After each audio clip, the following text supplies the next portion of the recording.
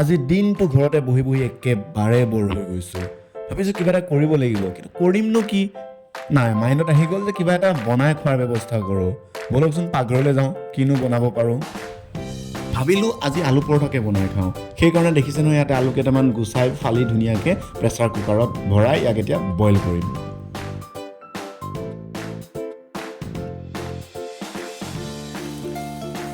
এইফালে তললৈ চাওক, ইয়াত দেখিছে ইয়াতে আটা পূৰা ৰেডি কৰি ৰাখিছোঁ। এইফালে বেলিবৰ কাৰণে বেলনা আছে, নিমখ অলপ দি লৈছোঁ। এতিয়া ইয়াক ধুনীয়াকৈ মঠিম।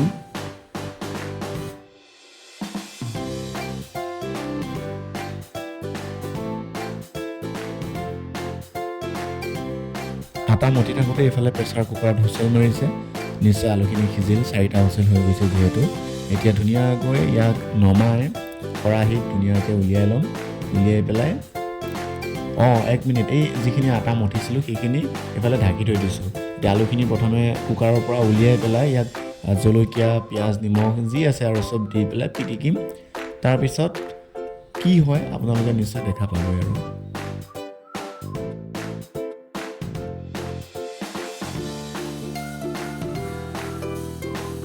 পিঁয়াজ কুটোতে দেখিছেনে চকু পানী ওলাই গৈছে। এইটোৱে প্ৰব্লেম, পিঁয়াজ কুটিলে আমাৰ চকু পানী ওলাই যায়। দেখিছে, এইটো ৰখাব নোৱাৰি ন।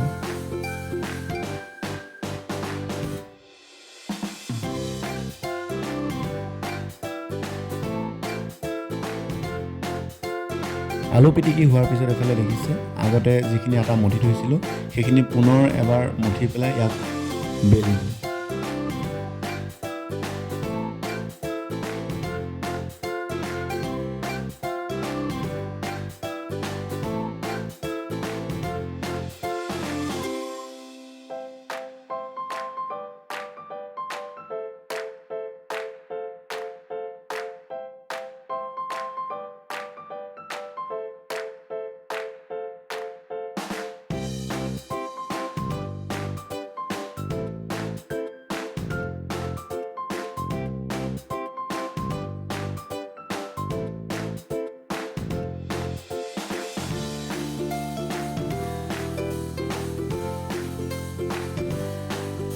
এইফালে মোৰ বনাই হৈ গ'ল, এতিয়া খোৱাত বহিছোঁ।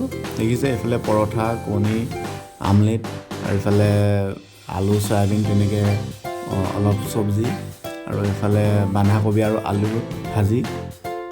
পূৰা একদম মজা লাগিছে, একদম মজা।